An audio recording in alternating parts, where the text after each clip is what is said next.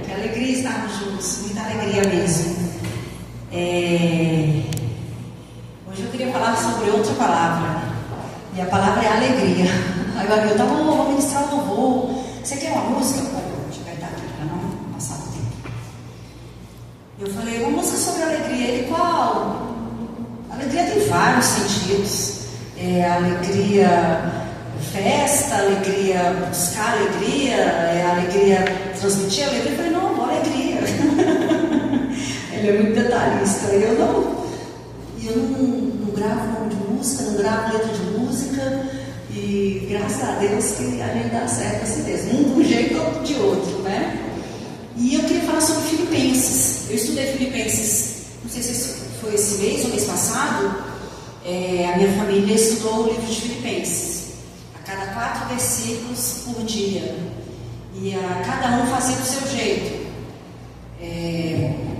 Alguns colocavam em prática manualmente, né?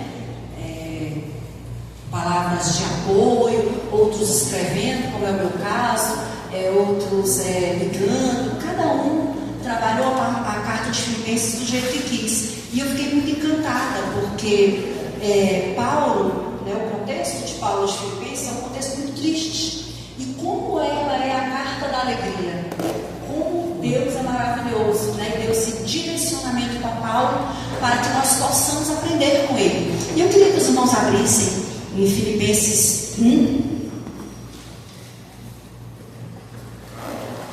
Nós vamos ler do 1 ao 4, que já vai falar em alegria.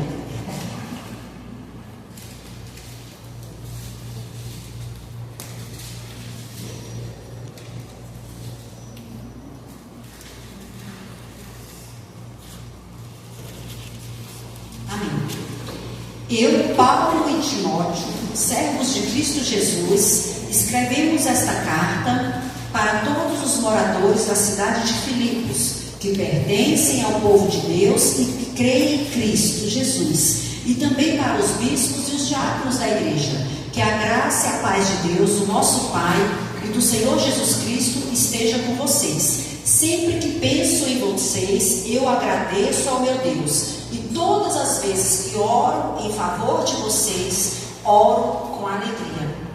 Feche os olhos para a gente orar rapidamente. Senhor meu Deus, Pai querido, eis-nos aqui. O Senhor preparou esse texto há muitos anos atrás, e nos tempos de hoje, Senhor, ele nunca foi tão útil para as nossas vidas. Vivemos num mundo tumultuado como nunca foi visto. E a alegria do Senhor, a cada manhã, as misericórdias do Senhor, que sempre estão à nossa disposição, é o que nos tem mantido, Senhor. Então, Pai Senhor, querido, fala conosco nessa noite, toque em nossos corações, nos direcione, Senhor, a vivermos a real alegria do Senhor. Em nome de Jesus, amém. É uma carta muito engraçada, gente. Assim, o texto é muito sério, mas eu acho que é uma carta engraçada, porque Paulo fala das irmãs lá brigando, né? Ele fala com todo jeitinho, mas gente, elas estavam criando algum tumulto muito sério, a ponto de Paulo preso, mandar uma carta falando, Evódia, Sandi, que elas estão criando casa aí, mas por favor, busquem alguns dos irmãos para aconselhar, para elas não continuarem brigando. E é isso, gente. A igreja lá, depois de Atos, a igreja do Senhor, os irmãos também tinham divergências. E Paulo fala, elas são ótimas, as duas são ótimas, mas precisam se acertar. E aí depois tem uma parte lá na frente que eu nunca vi nenhum pastor pregando sobre isso, mas eu sempre que eu leio, eu penso. Paulo fala assim, eu queria mandar Filipe é muito bom, eu treinei, ele reflete tudo que eu faço, e que se ele voltar, quando ele voltar, ele vai me detalhar os mínimos detalhes, mas eu vou mandar Epafrodito. Gente, tipo assim, Filipe é muito, muito bom, mas não vai dar para mandar ele, então eu vou mandar Epafrodito, que vai substituir, e está tudo bem. Os irmãos receberam, tanto é que ele estava indo lá para falar, vocês oraram, eu me curei, queria mandar Filipe, que era o Master Gold Bispo, mas aí eu vou mandar o outro irmão. Está tudo bem, os irmãos receberam, e a carta, gente, é muito simples a fala de Paulo, é coisa do cotidiano, é coisa que acontece, que estava tudo certo, os irmãos compreendiam, porque ele fala Eu acho que é comida. Quem que acha que foi comida que Paulo recebeu? Mantimentos. Que por 2 vezes ele fala sobre alimentação, sem passar fome, sem passar necessidade, mas agradeço que vocês mandaram para mim, o Senhor vai nos abençoar pelo que vocês mandaram. Então é uma carta muito simples, é uma carta entre amigos, é uma carta de pessoas que tinham intimidade, que se conheciam, e tem essas coisinhas também, mas o contexto dessa carta, os historiadores falam que ela foi escrita mais ou menos entre o ano 60 e o ano 63. Paulo já não estava tão novo, ele estava preso. Ele estava preso, no contexto de que ele estava preso, longe da igreja que ele tanto amava, porque para ter essa intimidade de falar de comida, de falar de quem está brigando, de falar que vai mandar um, queria mandar um, mas vai mandar outro, vai ser a mesma coisa, a obra vai ser feita do mesmo jeito. Então é uma carta de intimidade. E aí o que a gente vê, toda a carta gira em torno da alegria do Senhor, da alegria em servir ao Senhor.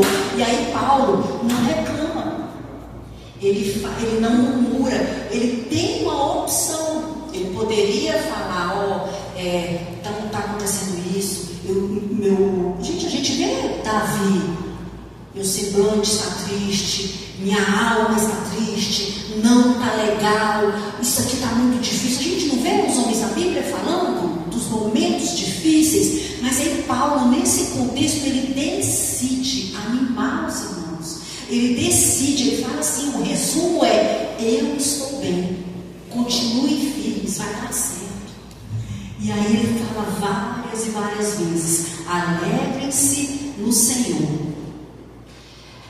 E o que Paulo fala em algumas cartas é: me imitem. Ele não fala isso, pastor Hamilton até pregou aqui, né? Me imitem, eu posso ser uma pessoa imitável, então vamos imitar Paulo nesse. Não sei se está bom, está ruim. Eu admiro aqueles pastores que chegam e falam assim: aumenta aí, não sei o que, gente, que é isso? Nunca que eu sei que o negócio está ruim, está bom, para mim está tudo bom. E Paulo, ele toma essa decisão de animar os irmãos e dizer que está tudo bem, né? E vamos então imitar Paulo.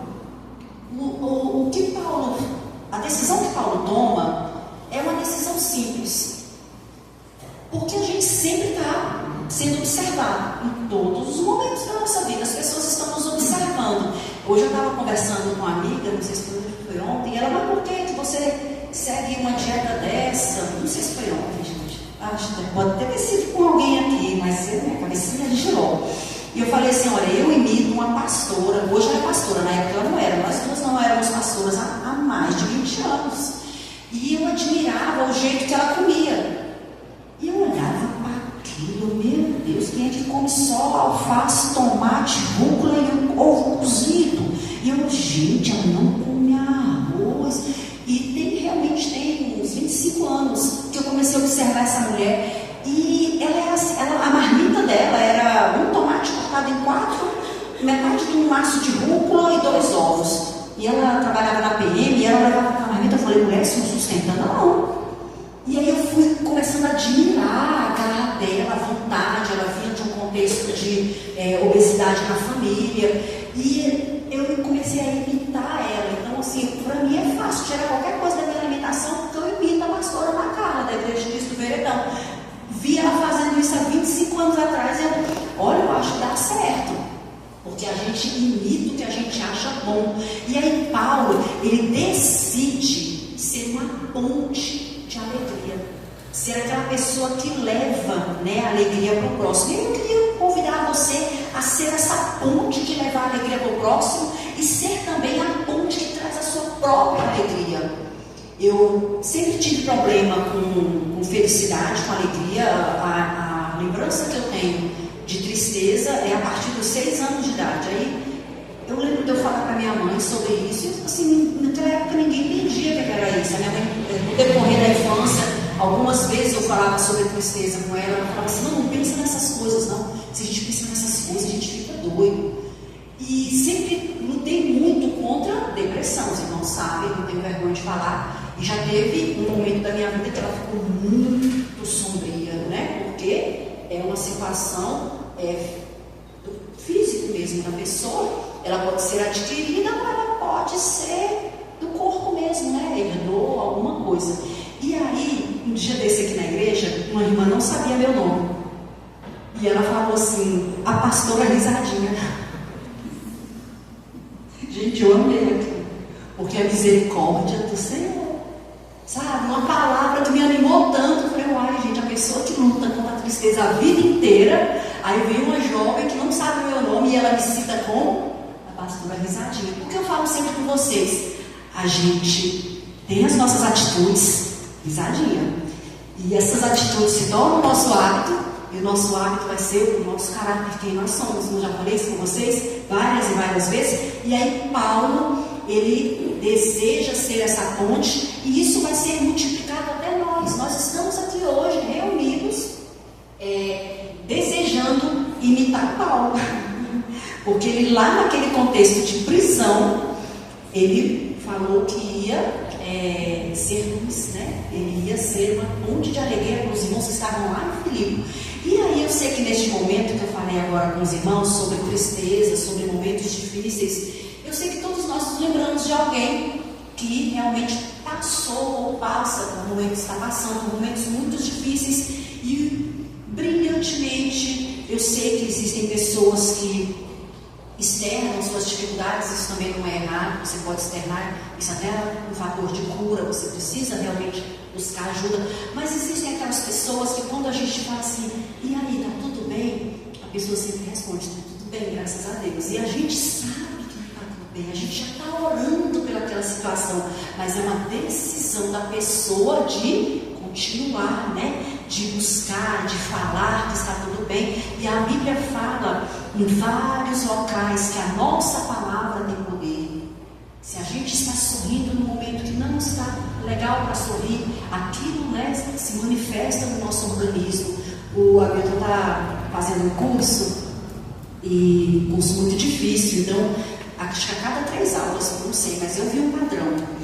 Tem uma psicóloga que dá aula para eles. Eu não entendo muita coisa que a psicóloga fala, porque é na linguagem deles lá. A gente aprende tanto, o português ele é dividido em tantas linguagens, né? Você vai hebraico, né? Você vai conversar com quem é do juridiquês, você não entende quase nada do português que eles estão falando. Você vai falar com o médico, também não entende nada do que eles estão falando. Do Hamilton também não entendo nada do que ele fala lá no curso dele. É alto, ele ouve alto, mas uma coisa eu entendo, que a psicóloga ela fala, respira, né? E eu louvo a Deus por essas pessoas, que esses Paulos em nossas vidas, que no decorrer da nossa fé cristã, sempre estão ali, né? Demonstrando força no Senhor, demonstrando confiança no Senhor, trazendo para as nossas vidas, né? Esperança, alegria. E aí, voltando para Paulo, ele podia contar, assim como Davi contou tudo que estava ruim, né? A gente sabe o contexto da batalha de Davi e Saul, porque Paulo narrou, Davi narrou para a gente. Lembrei do Hamilton falando do CGS. É que essa semana nós fomos na CGS 3 vezes. Gente, isso nunca tinha acontecido. E o Hamilton ministrou louvor, né? E lá foi o aniversário da irmã Vanúcia, que todos aqui nos ajudaram em oração. Botei lá no grupo várias vezes. Ela está com o coraçãozinho batendo a 20%, mas está na igreja. O Senhor resgatou, curou, transformou, e ela está aguardando o transplante de coração. Ela está bem, gente, bonita demais. E ontem também foi o aniversário de outro irmão, e hoje foi a festa das crianças e meu neto ia. Aí eu falei, não posso perder, pelo amor de Deus, festa das crianças com meu neto. Aí a gente foi, não, por isso que tá, né, por isso que já é essa na cabeça. Mas Paulo viu um propósito na prisão. Ele entendeu, né, que a alegria não depende do local ou da circunstância. Ele entendeu que ele tinha o poder de deixar os irmãos preocupados ou de animar. Ele poderia falar sobre as adversidades. Paulo, eu comecei a escrever aqui algumas. Eu mandei lá no grupo da secretaria os slides. Cada slide está com um pedaço do meu devocional por trás, rabiscado, na caneta mesmo. Porque eu fiz esse devocional. Eu listei as razões que Paulo tinha para não fazer nada. Ele tinha muita razão, gente. Já tinha feito muito. Ele já tinha substitutos, ele já tinha treinado várias pessoas. ele já estava com a idade avançada. E, gente, ele estava preso, não é? Olha, ele estava preso. A gente não escuta, deixa eu ver, eu já li tantos livros, mas eu não li nenhum livro de quem estava preso, só do irmão Jung, né? Acho que o único livro que eu li de um preso, mas depois que saiu, contando, e ele conta as adversidades, né? Não é? Vocês leram? Quem leu? Irmão Jung, pois é, você falar essas nomes não. E aí Paulo, ele tinha essas razões, mas ele usava outras razões. As razões que Paulo colocou na carta foi: ore mais, reclame menos. A oração, gente, ela está acima de qualquer circunstância. Quantas vezes a gente vê, hoje eu gostei, porque a gente até, né, se os irmãos puderem lembrar de orar, irmã Kelly passou mal por volta de 6 da tarde, irmã Sheila levou para o hospital. Gente, questão de minutos, estava em todos os grupos da igreja, todo mundo orando. Esse é o primeiro passo mesmo. Eu me assusto comigo mesma quando eu falo assim: vixe, acho que não vai dar jeito não, acho que agora é só orando. Meu Deus, por que a gente não está dando antes de orar? Primeira coisa, né, a oração é em primeiro lugar. Outra razão que Paulo usou, né, ele olhou para Cristo, ele não olhou para aquela cadeia, ele não olhou. A gente vê pelo contexto das cartas dele, gente, nunca que tem como a gente imaginar que ele não estava preso. Que coerência de pensamento, que tranquilidade que Paulo, foram 10 cartas, assim, que hoje mantém tantos e tantos crentes ao redor do mundo. São cartas muito atuais, cada vez que eu leio. Por quê? Porque ele focava em Jesus. Ele sabia que aquela prisão era temporária. Foi terça agora que a gente teve Filhas do Rei? Foi terça agora? Foi na outra? Gente, pelo amor de Deus, falei que minha cabeça é o João. Nós falamos sobre o deserto. O deserto a gente passa, que eu nunca vi, nem filme nenhum, uma pessoa entrar no deserto e ficar lá. Não, o deserto é sempre a pessoa atravessando, não é? Nos filmes, atravessando o deserto, atravessando. A prisão de Paulo era temporária. Na carta de Filipenses ele fala: para mim morrer é lucro, mas eu sei que também um trabalho muito importante, então deixo na mão de Deus, né? Porque ele já tinha passado muita coisa, e ele sabia que aquela prisão era temporária, assim como o deserto é temporário, assim como o Lodebar, a pastora Kátia pregou pra gente lá em Peniel tão maravilhosamente, que Lodebar é um local que você vai, que você está lá, mas você vai ser resgatado. A Bíblia fala que Davi mandou buscar, esqueci o nome, Mefibosete, obrigada, numa carruagem. Ele foi retirado de Lodebar, porque a alegria do Senhor é isso. A gente passa por essas situações, e Paulo entendia isso. Outra razão que Paulo teve para ser grato foi que ele agradecia pelas pequenas coisas. O Paulo já tinha evangelizado boa parte da Ásia, e aí ele mandava na carta assim: obrigado pelos mantimentos, sabe, pequenas coisas, me alegrou muito meu coração o presente de vocês. Aí vem um contexto teológico profundo, como Romanos, e aí lá em Filipenses ele vai assim: olha, valeu, vocês são muito bons, veio mais do que eu precisava, não é assim que ele fala? Veio mais do que eu precisava. Porque a gratidão que Paulo tinha florescia. Era fácil ele pôr para fora, ele transmitir gratidão. E a alegria floresce na gratidão. E aí a gente hoje em dia acha tanta maneira de estar com cara de limão, né? Tanta maneira de achar ruim. Eu escuto tudo, eu acredito que todos vocês, a gente escuta mais que não está legal, né? Foi legal, não tá legal, não é assim. E aí Paulo, mesmo cansado, ele falava assim: eu me alegro na sua vida, eu me alegro no trabalho, eu me alegro no que vocês estão fazendo ali, eu me alegro na comida que vocês mandaram, eu escolho me alegrar. E eu queria que você falasse aí: hoje eu escolho me alegrar no Senhor. Lembra que eu falei que a palavra? Vamos lá? Hoje eu escolho me alegrar. Eu me alegro. Aleluia.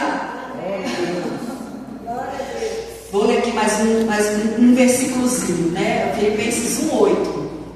Deus é testemunha de que eu estou dizendo a verdade quando eu afirmo que o meu grande amor por todos vocês vem do próprio coração de Cristo.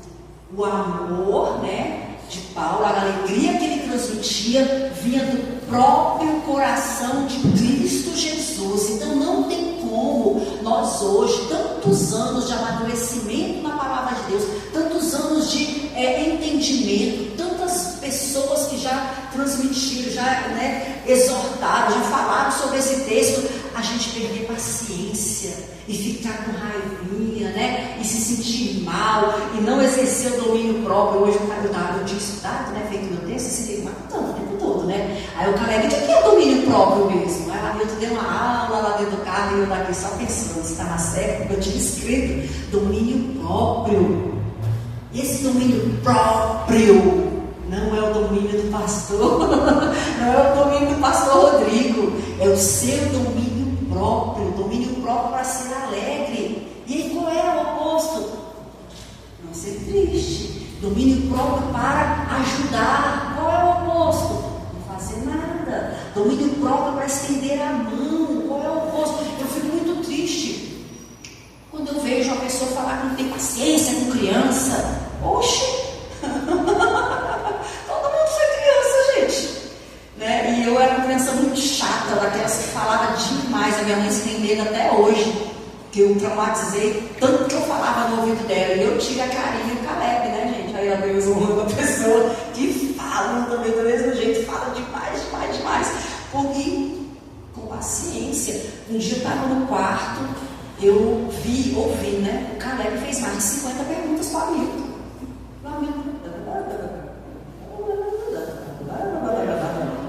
E eu falei: meu Deus, que paciência, Senhor! Porque é isso, sabe? A vontade, sério, gente, assim, o pensamento vem: meu Deus, esse menino vai calar, não é? Mas a paciência de ser pai é isso, a paciência de ser mãe é isso, é ensinar com paciência, o domínio próprio, né? A Bíblia nos ensina isso. E aí Paulo continua, lá no versículo 12 agora: meus irmãos, eu quero que vocês saibam que as coisas que me aconteceram ajudaram de fato o progresso do Evangelho. Gente, ele estava preso. Olha, o que aconteceu ajudou muito. Quem que fala isso, gente? Não é exato. A gente estuda pesado ali na sala, não é exato? A gente estuda pesado. Contexto ali, por que eu gosto de falar com um adolescente? Porque aquela sala de aula todo dia. Todo dia tem que fazer interpretação de texto.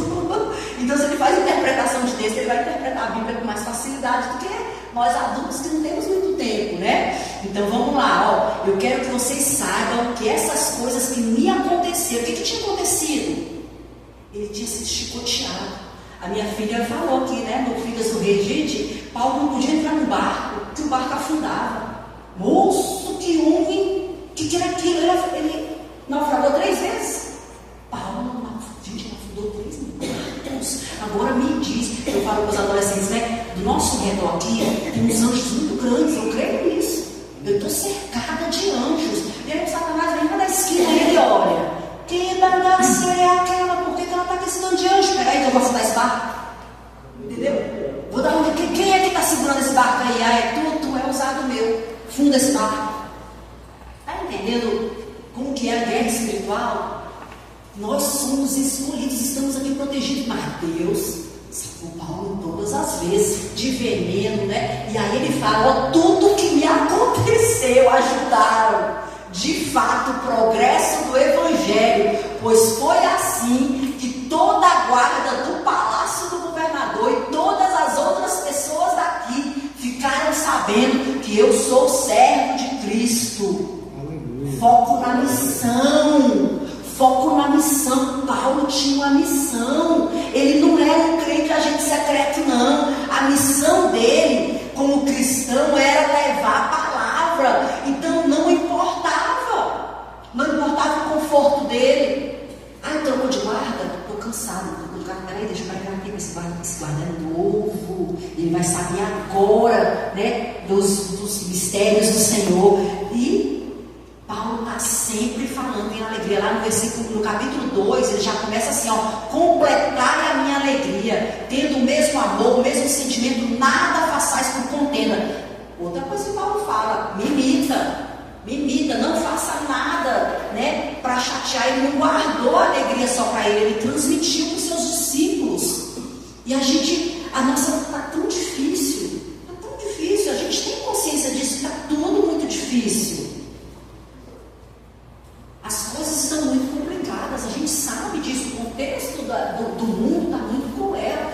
E eu às vezes não tenho tempo de me atualizar muito, aí eu pergunto, estou com a Mila, estou com a minha mãe, que são pessoas que gostam de estar todo dia, né? E quando eu escuto, eu fico assustada. Às vezes a gente tem uns momentinhos de tranquilidade, de repente, né, umas assombrações já vêm, e aí, Paulo, a gente tem que correr para a palavra de Deus. A gente tem que correr para a palavra de Deus. A gente vê Paulo ali, gente, a carta inteira, ele não fala, manda mais mantimento, não, ele não fala isso. A carta inteira, eu pesquisei, se eu não me engano, 1.200 quilômetros. Essa carta tinha que ir na mão de alguém, não tinha, né? Não tinha Sedex, correio, não tinha que ir na mão de alguém. Então uma carta grande. Tudo era muito difícil, acho que até como escrever numa cadeia, né? Como escrever deve ter sido muito difícil. Eu gosto de ir esses dias na sala de aula lá dos adolescentes, a gente deu nome, viu, gente? Agora aquele rapaz lá, o paralítico, ele tem nome, vocês quiserem, tá? Saber o nome dele? Foi Mateus, né, meninos? Mateus, que era o paralítico. Aí a Sofia teve a ideia brilhante de dizer que não era amigos, tinha uma amiga no meio, era a Sara. A Sara ajudou os 4 amigos que desceram ele lá pelo telhado, Abner, Levi, Sara, esqueci o nome do outro, mas a gente anotou lá no nosso grupo, a gente colocou o nome para poder visualizar melhor o milagre. Então aqui, Paulo, ele fala, gente, eu peço, por favor, de vocês cresça. Ele está falando com as pessoas lá. Ele está falando com quem ele conhece. Ele não pede, manda mais comida. Aqui na prisão tem mais os colegas que estão precisando. Vou dividir meu mantimento com eles. Não, ele não fala isso. Ele só fala sobre conhecimento, sobre a percepção do amor de Deus. Ele fala sobre o cuidado. O que ele fala sobre coisas profundas para nós conseguirmos, para a gente poder ir, né? É brilhante, amo isso. E aí, o que a gente entende disso? Porque ele fala tanto, né? Amadurecimento, crescimento. E aí eu entendo, eu sei que os irmãos também entendem, que o amor, a alegria do Senhor não é estática. A Bíblia fala que a alegria do Senhor se renova. A Bíblia fala que a gente precisa, né, estar sempre transformando a nossa jornada. E aí eu fiquei pensando, gente, como é que a alegria do Senhor cresce? Como é que a alegria vai crescer na minha vida? Eu tomei a decisão de ser alegre, tomei a decisão de ser feliz. E aí eu preciso de conviver. Quero não. Nesse contexto aí de, né, as pessoas, eu tenho fobia social. Tanto de ouvir isso todo dia, né? Até em ambiente de trabalho que a gente não fala mais. Fica o dia todo calado, porque não? Fobia social. E aí a gente entende que para transmitir alegria, a gente precisa conviver com as pessoas, a gente precisa ter o discernimento. O que é alegria para mim pode não ser alegria para a sua caixa. Eu notei isso há uns anos atrás, que eu ria de piada que os outros não riam muito. Eu falei, caramba, meu humor é meio negro. Aí eu comecei a policiar, porque a gente, às vezes o que a gente acha que vai deixar os outros alegres, não, cada pessoa que você convive tem um entendimento de alegria diferente. E aí o que tu acha que é engraçadinho, você está ferindo o seu irmão.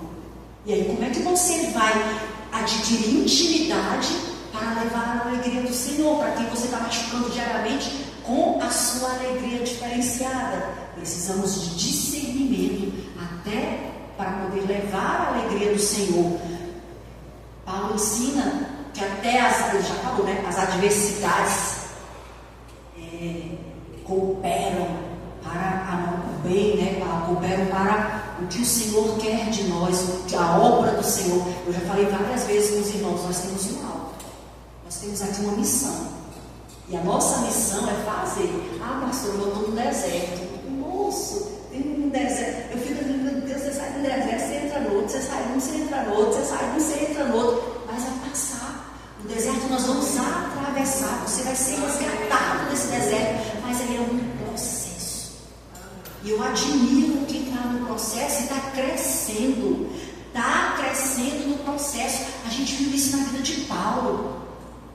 Eu acredito que Paulo era uma pessoa muito inteligente. Ele era cidadão romano, ele era judeu, ele era assim uma pessoa estudada, mas eu acredito que esse processo de amar, ele não tinha antes de Jesus Cristo. Eu acho que ele aprendeu, né, com Jesus, ele recebeu no corpo dele o amor por vidas. E aí de que forma, né, que ele recebeu esse amor, e aí ele passou, vamos lá, vamos falar, gente. Use a sua boca. Use a sua boca para elogiar. Use a sua boca para encorajar. Use a sua boca para dizer você consegue. Use a sua boca para falar obrigado. Use a sua boca para falar, nossa, você fez um serviço maravilhoso. Use a sua boca para dizer, Deus está com você. Use a sua boca. Não é feio, não é vergonhoso. A gente vê Paulo várias e várias vezes elogiando os irmãos, falando com os irmãos. E aí, outra coisa, atitudes. Não posso ficar só rindo, não? Eu estou feliz? Não pode.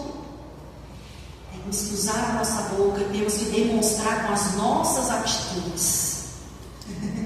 Abrace, ajude, perdoe. É assim que a gente demonstra, né? A alegria do Senhor se multiplica quando ela é compartilhada. Então, com as suas atitudes também. No versículo 12, Paulo fala assim, capítulo 1, versículo 12: as coisas que me aconteceram têm contribuído para o progresso da palavra de Deus. Paulo fala, por eu ter sido preso, açoitado, hoje eu posso afirmar que não tem guarda nenhuma nessa prisão. Eu achei o texto aqui, ó, meus irmãos, mas eu não vou ler não, porque já passou muito tempo. Eu queria caminhar para a gente finalizar. É muita coisa para pensar sobre a alegria. É bem doído, porque nós não estamos vivendo um contexto de muita alegria. As coisas estão muito difíceis, está tudo muito caro, está tudo muito difícil. Coisa que era simples hoje está complicado. E a gente fala assim, nossa, com tanta a internet, com tanta facilidade. Eu vi um meme essa semana, um homem falando assim, gente, o Gov, aquele site do Gov, era para ser fácil. Meu Deus do céu, era mais fácil quando eu tinha que ir lá no lugar e autenticar as coisas, porque agora eu não consigo. Abre sua boca, fecha sua boca, distancia o celular, você desiste, você vai outro dia, você não consegue, não tem um lugar mais para você ir e no celular também não consegue fazer. Então, assim, muitas coisas se complicaram. E aí a gente precisa agir. Eu queria conversar com vocês hoje sobre ser essa mudança, né?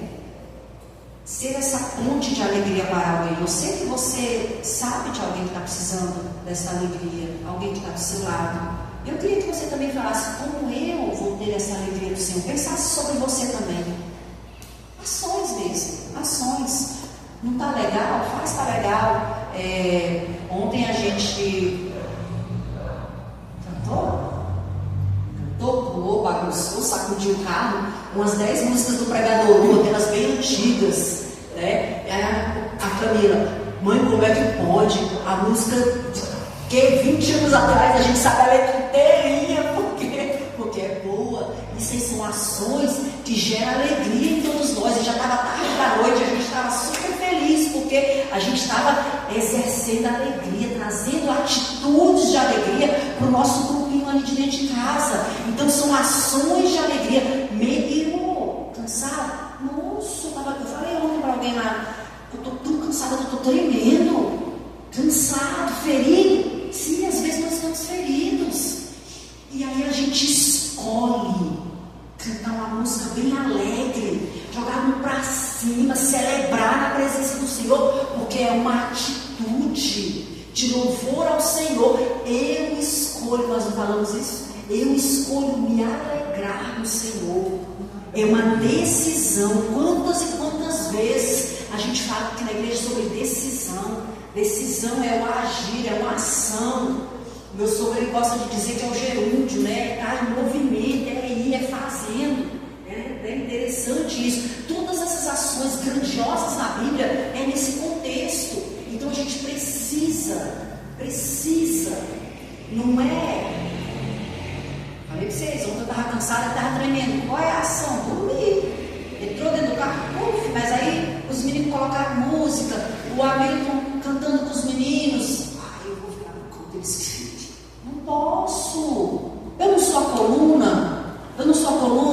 A gente, como mulher, a gente se entende coluna. A gente sabe que nós somos coluna. E a coluna o quê? Sustenta. Eu vou sustentar eles em alegria como dormindo na hora que eles estão celebrando? Não tem como, né? Então você busca uma força lá da onde que você não sabe que você tem, né? Como é que a gente cantou agora? A perseguição parou, a igreja. Da onde que busca força ninguém sabe. Porque a gente busca força. E isso é atitude, né? Atitude de louvar ao Senhor. A gente sabe que a nossa mente é um campo de batalha. Quem já viu aquele livro, Mente o Campo de Batalha, da Joyce Meyer?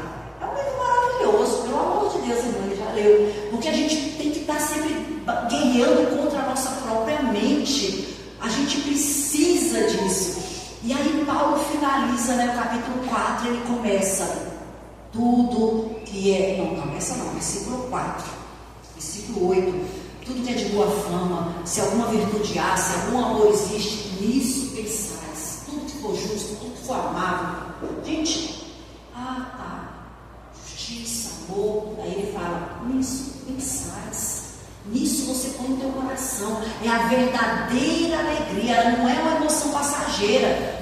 Ele finaliza falando para os irmãos assim, aprendi a viver contente.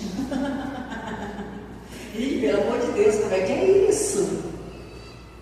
Aprendi a viver contente. Tá, vamos lá. Nós, né? Professor de português aí, que eu sei que tem um monte. Aprendi. Ele está fazendo. Como é que a gente aprende? Não é? Repetindo, né? A gente vai repetindo, a gente vai aprendendo. Eu falei essa semana que eu não sei mais pular. Vocês podem testar, viu? Vocês aí mais 50, podem testar. Eu fui pular amarelinha. Eu não sei mais. Eu jurava que eu pulava amarelinha, porque eu pulava amarelinha, gente, até um dia desse. Aí tava amarelinha lá, o povo joguei a pedra. Quem disse que negócio complexo? Você tem que pular com o pé só, abaixar, pegar a pedra. Aquela já tinha caído. Eu falei, não, voltei, fiz de novo. Aí liguei pra minha irmã, falei, tenta pular amarelinha, que tu vai ver que tu não dá conta mais. Porque é muito complexo, porque eu desaprendi. Então, aprendi a viver contente em toda e qualquer situação. Ele aprendeu como? Fazendo. Fui preso, vou pregar para todo mundo aqui. Não tem comida, o barco afundou, Jesus vai me salvar. Eu aprendi a viver contente em toda e qualquer situação. Irmãos, raciocina. Passar um dia do lado de Paulo. Não tem murmuração. O barco está afundando, ele está ali esperando no Senhor. A comida não vem, está sendo açoitado, ele está tranquilo. Meus irmãos, se alguém encostar em mim, a gente já enerva, né? Agora ele foi açoitado pelo amor de Cristo. Aprendi a viver contente em toda e qualquer situação. Mas se você passa um dia sendo contente em toda e qualquer situação, se no outro dia você deixar a carne gritar, você desaprende. Por quê? Eu acho que em 20 anos que eu não pulava amarelinha, eu fui inventar, eu desaprendi. Desaprendi, viu, gente? Pode testar que vocês vão ver. Eu não sei agora, porque agora eu testei já várias vezes e eu acho que agora eu consigo pelo menos ir. Mas porque eu comecei a aprender de novo, né? Então, a verdadeira alegria é uma decisão. E eu queria orar com os irmãos. Queria realmente que você se colocasse de pé. E vamos orar juntos. Gente, eu fiz uma oração um pouquinho longa, mas eu precisava que os irmãos orassem, porque a sua boca, ela pode pronunciar essa sua cura, né? Você pode falar E eu orei essa oração várias vezes nessa semana e realmente eu senti o renovo do Senhor, a alegria do Senhor entrando na minha vida. Queria que você fechasse seus olhos, nós vamos orar bem devagarzinho. Nesta hora eu me coloco diante de Ti, com meu coração sincero. Senhor, eu reconheço que em muitos momentos eu deixei de ser feliz. Eu deixei que as dores, as tristezas da vida entrassem no meu coração. Senhor, o mundo tentou roubar a minha alegria. As dores tentaram levar a minha alegria. Mas hoje, Deus, eu aprendi, inspirado pelo exemplo de Paulo, eu tomo uma decisão aqui, dentro dessa igreja.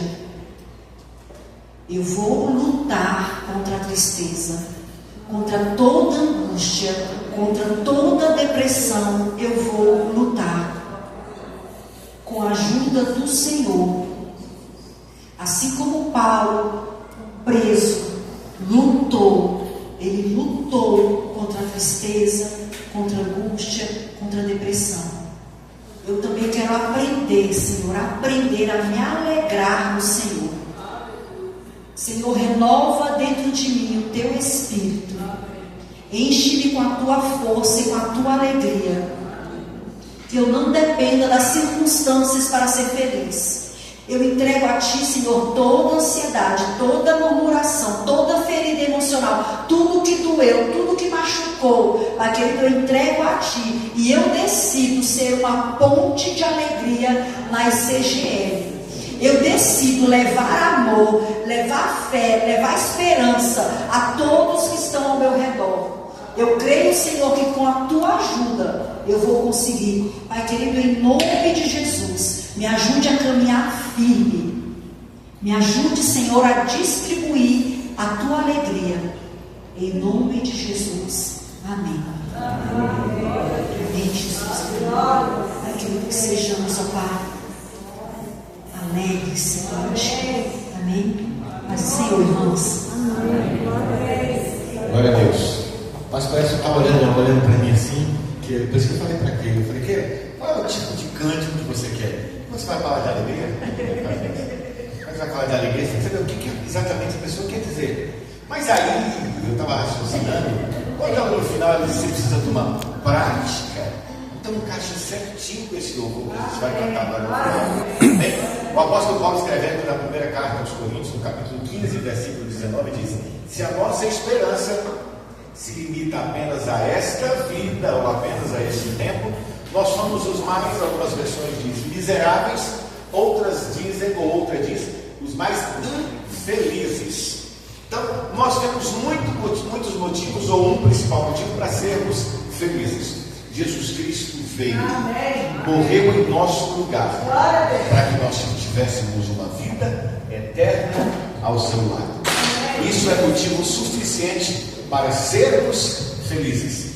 E eu quero te convidar, quem aqui sabe a coreografia dessa canção aí? Além do pastor Edson. Eu sei, mas não vou fazer. Mais ou menos acertei? Quem sabe já desceu com certeza. Não tem ninguém não?